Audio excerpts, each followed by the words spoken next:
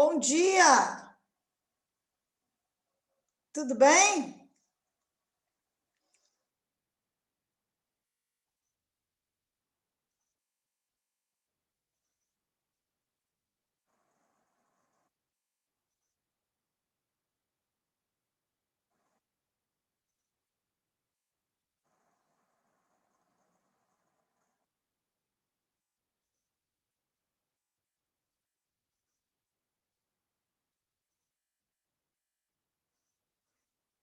Bem, meus queridos? Oi, Tiago! Oi, Renan! Oi, João! Oi, Lucas! Oi, Gustavo! Tudo bem?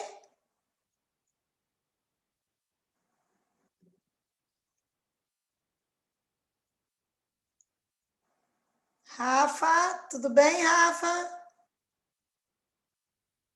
Então tá bom. Pessoal, vou esperar uns minutinhos. Bom dia, Rafa. Para a gente começar, tá bom? Aí. Bom dia para quem entrou depois. Muito bom ter vocês aqui, viu, gente? Falo assim que é um orgulho, né? Porque no pleno sábado, graças a Deus é o nosso último sábado de reposição, né? O quinto. Estamos repondo uma sexta-feira, lá naquela semana que ficou suspensa as aulas por conta da pandemia. Mas eu falei que os alunos presentes merecem um prêmio. É verdade? Semana inteira na escola, vocês tiveram prova ontem à tarde e agora aí tendo aula, tá? Mas feliz por estar aqui com vocês. Queridos, quero que vocês fiquem bem à vontade, tirem dúvida, perguntem, tá bom? Sei que vocês não gostam de ligar a imagem aí, mas som aí para tirar as dúvidas. Combinado? Nós estamos vendo a parte de estatística. Como eu falei para vocês, é um conteúdo que começou lá no sexto, e cada série ele vai aprofundando um pouquinho. E aí agora no nono a gente já está vendo aquelas tabelas de intervalo, né? Onde são pesquisas mais amplas, mais sofisticadas. Ontem na aula, deixa eu só achar minha apostila aqui do lado. Ontem na aula, é grupo 10, né, gente? Na página 74, a gente fez 74 não, 75. A gente já fez até o número 7. Confere? 7 a gente já fez. A número 8 pede para fazer uma pesquisa. Deixa eu ver se está aqui minha apostila, já vou mostrar para vocês. Ó, vou compartilhar aí. Número 8 pede para fazer uma pesquisa. Ah lá, jornais, revistas ou na internet, uma tabela que apresente informações de seu interesse. Recorte e cole em seu caderno, depois escreva um pequeno texto que mencione o título, a fonte e um resumo sobre as informações disponíveis nela. Tá? Então, essa pesquisa aí, pessoal, façam no caderno de matemática, tá?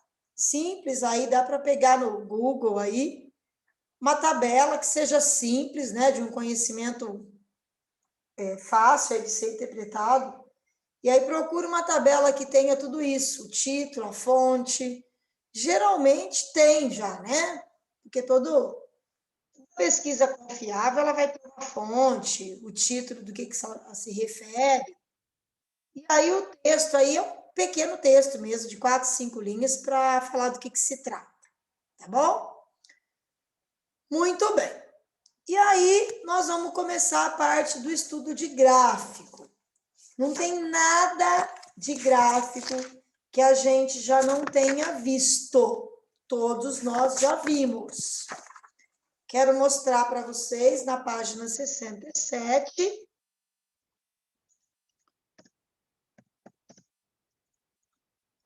Olha lá. Peraí, que está atrasado aqui. Aqui. Parte do estudo de gráfico. Pessoal, nós vamos dar uma olhada rápida aí nos gráficos que foram apresentados para a gente poder lembrar. O que a gente tem que levar em consideração sempre é que, dependendo da situação, tem esse ou aquele gráfico que melhor representa aquela situação. Por isso que, não sei se vocês conhecem, a plataforma o Excel, né? Assim como tem o Word, o Windows tem o Excel. O Excel, que vocês já devem ter visto, não sei se vocês conhecem, é uma plataforma típica de malha quadriculada, onde a gente joga os dados para confeccionar uma tabela, e aí tem a aba em cima, onde está escrito gráficos. Quando eu jogo os dados de uma tabela e vou em gráfico, ele me dá as opções de gráfico que eu quero. E aí, de repente, eu joguei uma tabela e eu estou pensando em fazer um gráfico de segmentos. Aí, a hora que eu olho a figura do gráfico, eu falo, não sei, acho que não ficou tão legal. De repente, aqueles dados dentro de um gráfico de setores ficaria melhor representado. Tá? Então, tem situações que um gráfico favorece mais do que o outro. Por isso que a gente estuda os diversos tipos de gráfico, né? Porque às vezes um fica melhor representado em um determinado assunto, o outro em outro. E aqui a gente vai ver os principais. O de segmentos, que muitas pessoas chamam de gráfico de linhas, tá? Mas o nome dele é gráfico de segmentos. Olha aí. Pesquisa por intenção de votos. Tá? Que eu falei para vocês ontem. Ano que vem nós vamos ver muito isso, né? Olha isso, pessoal. Pesquisa realizada do dia 2 de setembro a 7 de outubro, mais ou menos uma semana, né? E aí está a intenção de votos aí, ó. Candidatos fictícios A, B, C e D. Olha que legal comparar esse gráfico, né? Você fala assim, nossa, hein, esse candidato aqui em azul, ó, ele sempre esteve liderando nas pesquisas, né? Em contrapartida, olha o que está em verdinho aqui, ó. Nossa, hein, como que subiu a intenção de votos dele. Olha, estava em 9, agora está em 22%. E será que esse aqui que está em cinza fez? Será que ele foi mal no debate? Né? Olha lá, ele estava embaixo, ele continuou, caiu de novo. Então, dá para você ter uma visão geral, né? Da intenção dos votos aí. Olha aí. Pesquisa da intenção de votos num segundo gráfico. Tá? Que, na verdade, aí é o mesmo, né? Tá, o mesmo gráfico que está repetido. Ele chamou de gráfico 2, mas não consegui ver a diferença entre eles, não. Acho que é o mesmo, né? O que será que está falando? Parecem mais agrupadas, mostrando que a variação da intenção de votos ocorreu de forma proporcional em relação às datas, embora a interpretação não seja assim. Bom, então é a mesma coisa, né? Mostrando aí de forma agrupada os votos. Ok? Bom, o de colunas, que é famosíssimo, muito usado quando vai fazer comparação, né? Aqui tem um exemplo, ó. Olha isso. Marca de automóveis preferida. Aí precisava ver, né? Um título aí que... Esse título ficou muito vago, né? Preferida por quem? Por brasileiros? Por uma cidade? Não sei, né? Não foi claro aí. Mas olha lá a marca 1, é o recorde, né? Olha essa marca aqui, 5, 12%. Lógico que eles não iam colocar as marcas aqui, né, gente? Nem poderia, né? Mas olha aí, comparando, né, a preferência pela marca de automóveis. Bom, é muito importante que quando vai fazer esse gráfico tenha uma proporção, né? Por exemplo, aqui cada linha, ó, está representando um intervalo. Aqui deve ser 10, 10%. Não é 10. 2, 3, 4, 5, 6, 7, 8, 9. Não é 10, né? Mas precisa ver quantos por cento representa cada intervalo desse. Para ser proporcional, né? Porque senão, gente, fica uma coisa muito vaga, né? Olha isso, por exemplo. 30% e aqui 19%. Não está incoerente? 19%. Por exemplo, 15% tinha que ser metade de 30%. Quer dizer que esse gráfico está com problema de proporção, ó. Né? Tá errado isso. Imagina, olha o 12 aqui. 25 teria que estar mais do dobro do tamanho. E tá mal feito, né, gente? Tá? Então, olha lá, tá falando, ó. Ocorre, entretanto, problema de proporção que faz com que os votos dados à marca 1 apareçam bem maiores se comparado aos dados das outras marcas. Ao inserirmos linhas que indicam uma proporção de 10%, 10%, veremos que a coluna relativa à marca 1 está consideravelmente maior do que deveria ser. Lógico, 30% tinha que estar aqui, ó. Né? Aí estaria certo. Olha lá, 25 aqui, aqui o 30. Então, tem que ter muito cuidado com isso. Marca de automóveis preferida. Olha lá, tá mostrando a incoerência, ó. Tá? Os outros estão certos. Muito bem, porque é uma proporção. Aí, agora ele consertou. Repara que ele usou uma tabela diferente, agora de 5 em 5%, né? Olha que legal, bem feita. É muito legal quando coloca o eixo aqui com as taxas percentuais, que a gente consegue visualizar melhor. Muito bom. Pessoal, então aqui manter a proporção, né? É importantíssimo. O gráfico de setores, que é famoso, mas eu sempre falo para os alunos que é o gráfico mais difícil de construir, porque você precisa calcular o ângulo central de todos os setores, então ele não é de qualquer jeito, né? Olha lá, porcentagem da população por sexo, Brasil, 2018. Mulheres têm um percentual um pouquinho maior do que os homens. Aquela coisa chata que a gente escuta falando lá que tem 7 mulheres para cada homem, é mentira, olha lá. Pelo menos em termos de Brasil, não tem, não. Ó, mulher é um pouquinho a mais que homem. Não é 7 vezes maior, né? Olha lá, pessoal. Então, reparem, né?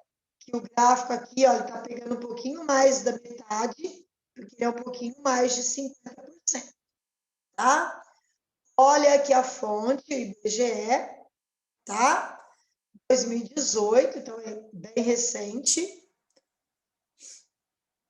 Agora nós vamos ver esses índices aí no censo ano que vem, né? Para ver se confere, se mantém essa proporção aí. Muito bem, pessoal. Aqui ele está falando como é que a gente acha o ângulo do setor, de cada setor. Então, por exemplo, aqui, ó, como é que eu vou saber o tamanho do ângulo central para representar os homens e aqui para representar as mulheres? É simples. 48,3% do círculo que tem 360 graus. É isso que ele fez aqui, ó. 48,3% de 360. Eu gosto, quando for fazer esse cálculo, em fração. 48,3 sobre 100. Aqui, ele colocou em decimal. Tá? Andou 2 casas com a vírgula. Mesma coisa. Por que eu gosto de pôr em fração? Porque muitas vezes eu consigo simplificar. Mas, gosto de cada um. E outros modelos de gráfico. Então, aí a gente vai ver aqui, ó. Esse gráfico aqui, que ele é um gráfico de barras, né? Mas ele é no efeito de pirâmide. Olha lá. Pirâmide etária, Mato Grosso do Sul, 2018. Distribuição das pessoas em determinada faixa de idade, tanto para homens quanto para as mulheres. Olha lá, gente. No meio estão as idades, né? Aqui de um lado é homem, do outro mulheres. Olha isso, tá? Olha como que vai diminuindo, né, a população ao longo, né, lógico, vai envelhecendo aqui. Tá vendo aqui, ó? Dá para ver que 90 anos ou mais, a gente tem mais mulheres no Mato Grosso do Sul. Tudo bem? Não tem nenhuma idade aí que você fala, nossa, né? Chama atenção, tem muito mais um sexo do que outro. Não, né? Um pouquinho mais aqui de mulher também, ó. Aqui, né? Repara que aqui tem um pouquinho mais de mulheres, ó. Nessas idades mais avançadas aqui, ó. Mas aqui, né? Quase que empata aí. Um ou outro dá uma diferençazinha, tá bom? Interessante ver isso, né? Vamos ver se isso acontece pós-pandemia, se é assim mesmo. Será que teve algum sexo que foi mais afetado nessa pandemia? Será que vai dar uma diferença nisso? Vamos aguardar para ver, né? Bom, e aqui, pessoal, é muito importante conhecer os elementos, né, para a gente fazer essa planilha. Ele cita a planilha eletrônica, que é o que eu falei lá, o Excel é uma planilha eletrônica ótima para fazer gráfico. Se alguém conhece, vai saber o que eu estou falando. Se não conhece, faz uma pesquisa qualquer hora. Como é que é o Excel lá, tá? É super interessante para a gente trabalhar com estatística mesmo. Pessoal, aqui tem umas dicas quando a gente vai analisar os gráficos estatísticos. Os pontos principais que a gente deve observar. Título ou objetivo do gráfico, se está claro. Se o conteúdo faz sentido. Se a fonte dos dados está explícita no gráfico, né? Ou no texto que a acompanha. Então, teria que ter uma fonte. As informações foram retiradas de fonte confiável? Que se foi, é uma situação. Se não foi, as pessoas não vão dar importância, né? Há rótulos adequados para os eixos? O que seriam os eixos? Vertical e horizontal. Então, quando você coloca aqui, deixa eu voltar. Aqui, por exemplo, né, ó, um eixo aqui na vertical que mostra as idades, eu tenho um eixo na horizontal que mostra o sexo aí, masculino e feminino, a porcentagem. Tá? Então, é muito importante ter os eixos com o rótulo bem definido. Os eixos começam em 0 ou não?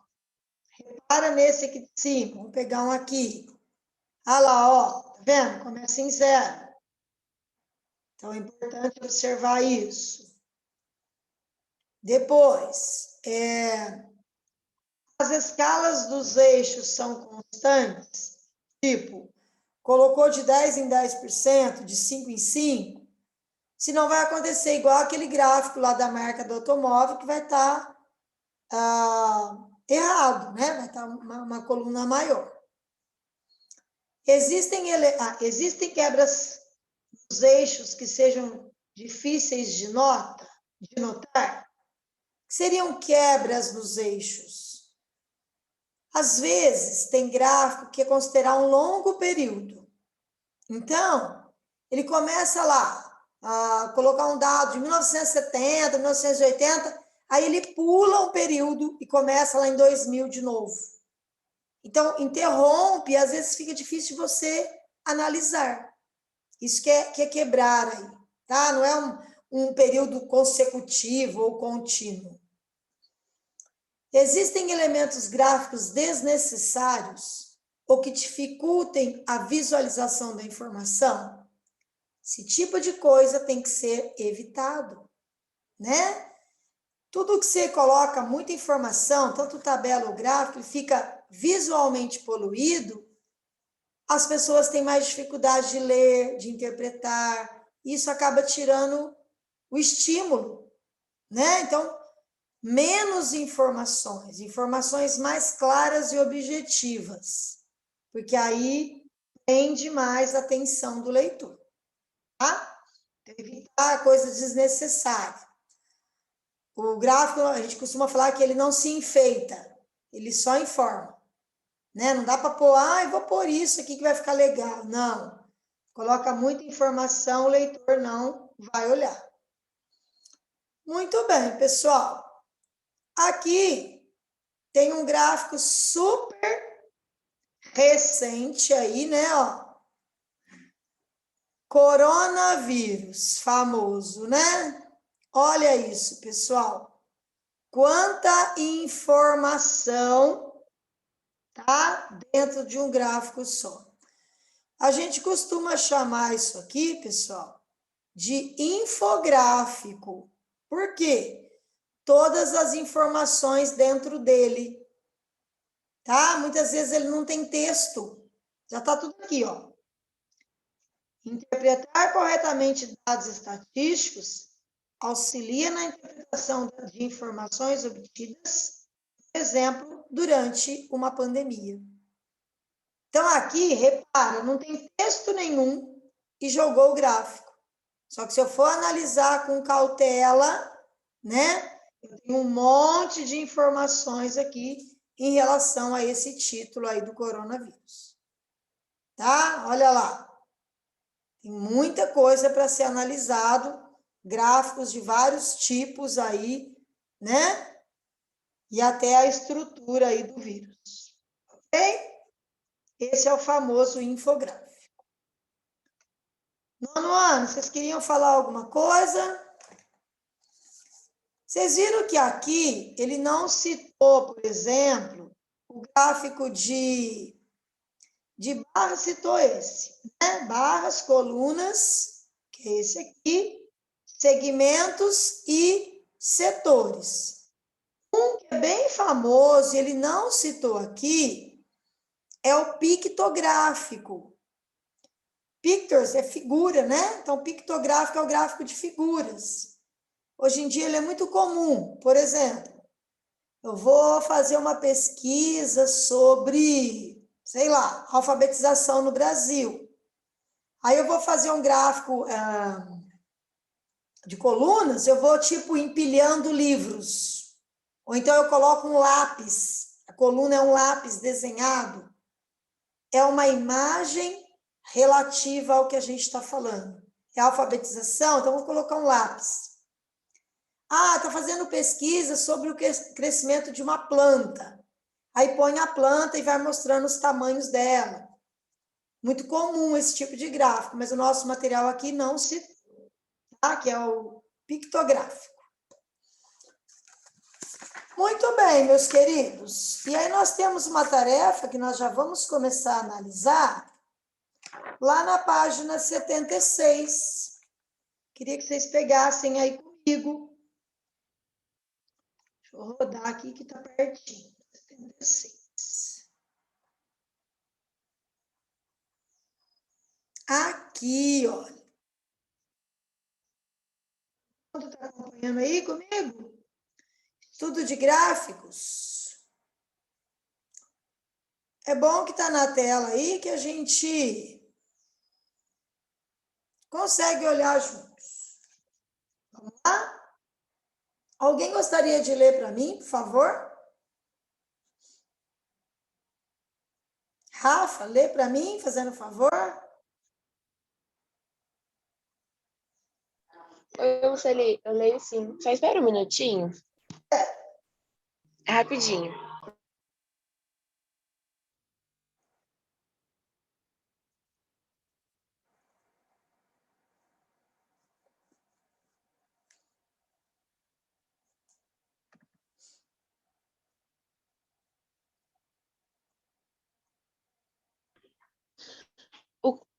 O consumo de energia elétrica em uma residência é medido em kWh, sendo, em geral, cobrado mensalmente. A empresa que faz a venda de energia efetua a cobrança pode variar o período de medição de um mês para o outro. Esse período pode, inclusive, passar de 31 dias, considerando o dia em que a leitura do consumo foi feita.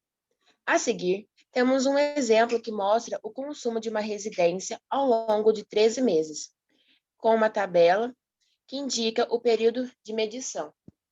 Isso. Pessoal, apesar do mês ter 30 dias, geralmente, né? Às vezes, na nossa conta de luz, quando você vai olhar lá, fala assim, consumo de 33 dias, 32 dias. Porque é assim, ele lê hoje, aí, dependendo do dia que ele voltar, quantos dias passaram, é a leitura. Tá? Então, isso pode... Você fala assim, esse mês nós gastamos mais. Pode ser que tenha analisado um período maior de dias. Olha isso, olha a tabela. Olha lá. De dezembro de 2018 a dezembro de 2019. Tá? Então, o dado mais recente está aqui no alto. Ó, tá? Então, ó, consumo em kWh e os dias. Ó, repara, tem mês aqui com 33 dias. Ó. Então, às vezes, quando a gente vai analisar, vamos comparar aqui, ó, novembro e dezembro. Você fala assim, novembro gastou mais. Precisa analisar se gastou mais. Porque, tá vendo, ó? Enquanto aqui era 29 dias, aqui eram 31. Então, foi por um período maior, por isso que o consumo deu maior. Né? Então, precisa analisar direitinho. O consumo vem em kWh. A gente tem a nossa conta até com as cores da bandeira, né? Se ultrapassa lá, você pega uma bandeira de outra cor, o preço do quilowatts é diferente, tá? Então, olha lá. 200, cada linha aqui é 200 kW. Ó, 400, que seria 600. Nenhum mês atingiu 600. Né? Olha aqui, o mês que gastou mais foi janeiro aqui, né? Ó, 576. Pessoal, é exatamente assim que vem a nossa conta de luz. Se vocês já pegaram da casa de vocês, vocês já observaram, tá? Bom, fácil de analisar, né? Um gráfico de barras. Tem gente que fala que isso aqui é gráfico de coluna, tá? Então, se você falar que é um gráfico de coluna, você vai ter que falar assim, colunas, o quê? Horizontais, tá? Na verdade, coluna é aquela que vem na vertical. O nome correto aqui é gráfico de barras. Muito bem. Sobre as informações, responda ao que se pede. Observando apenas o consumo total, sem considerar a quantidade de dias, quais foram os 3 meses com maior consumo? E aí, gente? Vamos pôr na ordem? Janeiro, depois outubro e fevereiro. É isso? Janeiro, outubro e fevereiro. Todos de 2019. Tudo bem?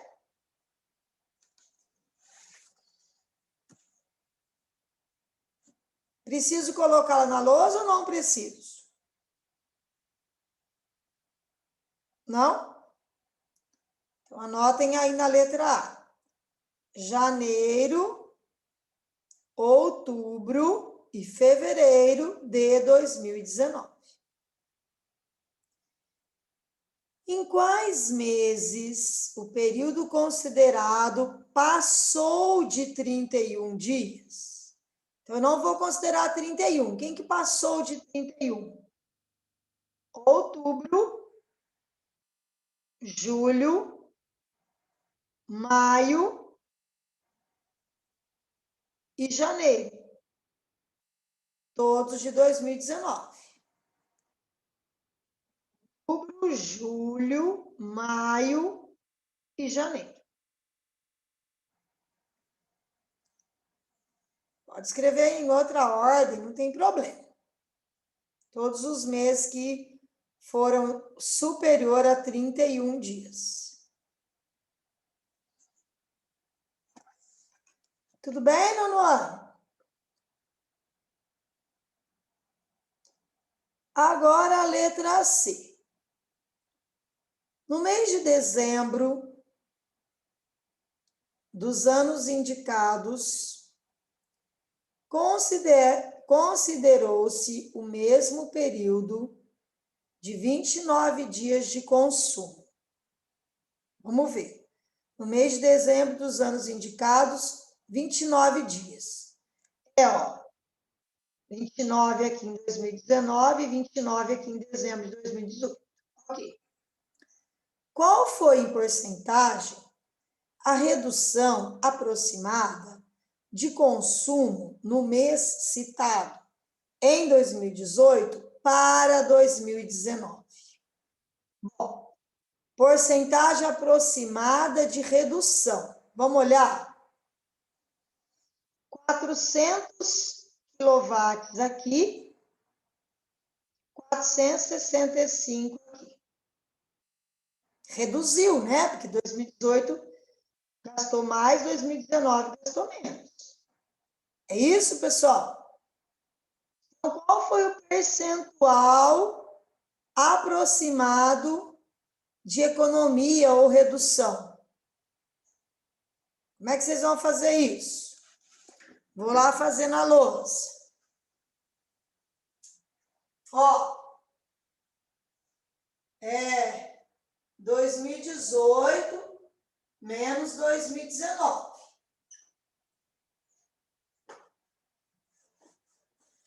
Vou colocar a página aqui. Exercício 1, letra C.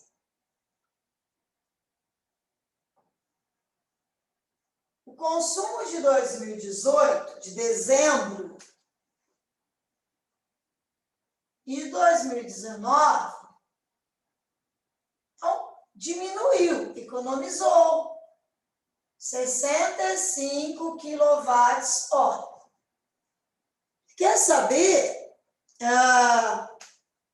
quanto isso? Ele quer saber quanto isso corresponde em percentual. Toda vez que eu vou fazer percentual a economia em relação ao que era, ao valor lá do começo, que era o quê? 465. Então, economizou 65 em relação a 465. É aquilo que vocês sabem desde o sexto ano. Porcentagem, eu tenho dois caminhos. Ou eu tento chegar no denominador 100, que às vezes é difícil. Aqui, por exemplo, acho que é difícil. Ou então eu já faço a divisão. Quando a gente for fazer a divisão, faça 3 casas decimais, para que você possa andar 2, né, que é a porcentagem, e sobrar uma para mostrar aqui que não deu exato, que deu aproximado. Tá? Então, aqui teria que fazer a divisão. 65 por 465. Se alguém quiser simplificar a fração primeiro, para depois dividir, ótimo. Acho até melhor. Ó, escolha número menor. Vai dar 1, né? Tá certo, pessoal? 65 dividido por 465. 0, deu 1. Uma vez 5, 5. Uma vez 6, 6 mais 1, 7. Para 15, 8. 4, 5, 6. Vou fazer mais uma casa. Acrescento um 0. Será que dá para pôr o 4 aqui? 4 vezes 5, 20. 4 vezes 6, 24. 25, 26 para 31. 4 vezes 4, 16. Com 3, 19. Passou. Tem que ser o 3. 3 vezes 5, 15. 3 vezes 6, 18. 19, 20. 3 vezes 4, 12. 14. Vou fazer mais uma casa. Vou colocar mais um 0. E aí, será que dá o 9? 9 vezes 5, 45. 6 vezes 9, 54. 59. 4 vezes 9, 36. 44. Isso. Ando duas casas. 13,9% aproximadamente. Essa foi a economia, né, de 2018 para 2019, no mês de dezembro. Tudo bem? Muito provavelmente, se eu fosse procurar isso aqui num vestibular, ia estar aproximadamente 14%, né? Deu 13,9%, né? Muito provavelmente eles iam colocar 14% de aproximação. Tudo bem, gente? Sempre a economia em relação ao valor que estava, para eu achar o percentual. Alguma pergunta? Pessoal, eu vou deixar vocês lendo o segundo, que ele é muito simples para responder, e eu vou fazer uma chamada da classe, tá bom? Aí eu preciso anotar aqui. Ai, Rafa, sem problema, tranquilo. Ó, tô esperando vocês lerem então o segundo e responder. Deixa eu pegar minha caderneta para eu anotar a presença de vocês.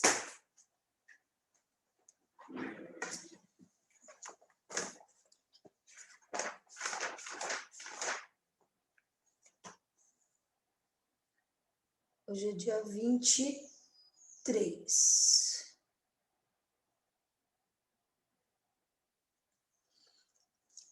Vamos ver quem que tá aqui.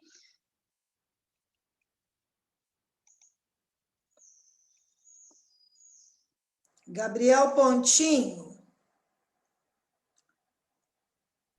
Presente. Gustavo Amadeu. Presente. João Tiesi. Oi, João. Bom dia, Lucili. Bom dia. Lucas. Oi, Lucas. Matheus. Ok.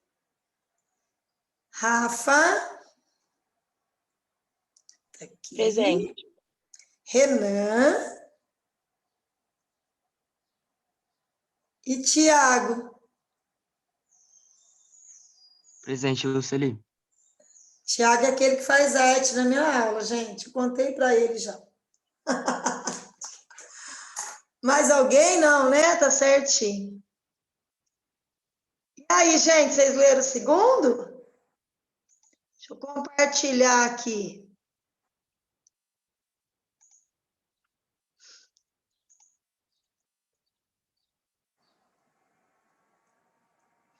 Pessoal, olha isso. Observe com atenção o gráfico seguinte e depois responda ao que se pede. Percentual de instituições de educação superior por categoria administrativa. Brasil 2018. Sempre eu falei para vocês, né? De preferência que o título de tabela, de gráfico, responda a 3 perguntas: o que, quando e onde. Por exemplo, esse daí responde, né? O que é? O percentual de instituições de educação superior. Onde? No Brasil. Quando? Em 2018. Pessoal, olha isso. Aqui tem uma legenda diferente, né? Legal de ver. Ó, laranja aqui, que é o maior setor, instituição privada, né? Particular. Aqui, na cor roxinha aí, pública. Só que a pública, ela está dividida em 3 tipos, né? Nós temos as federais, estaduais e municipais. Então, ó, federal 4,3%, estadual 5% e municipal 2,4%. Aqui explica, né, gente? Educação superior, quer dizer, faculdade, né? Explica por que é tão concorrido o Enem, os vestibulares, né? Porque tem pouquíssimas vagas, ó. Olha a instituição privada, né? Lógico que é mais fácil entrar, porque o número de vagas destinado a elas é muito maior. É bom falar que é 8 vezes maior, né? Então, é bem isso. O gráfico nos fornece que tipo de informação? É o título, né, gente? Qual que é a informação que vocês estão vendo aí? Percentual de instituições de educação superior no Brasil em 2018. Ela está organizada por categoria administrativa. Se é pública, se é privada. Então, o gráfico, o próprio título já é o tipo de gráfico. Tudo bem? Percentual de instituições de educação superior por categoria no Brasil em 2018.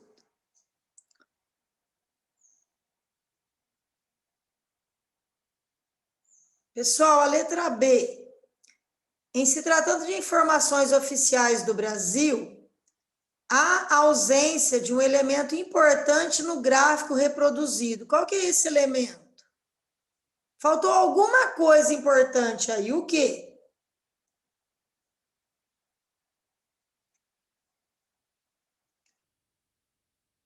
Nono ano, me responde. O que faltou de importante? Quem forneceu esses dados? É mesmo, não tem. Então, tá faltando o quê? A fonte.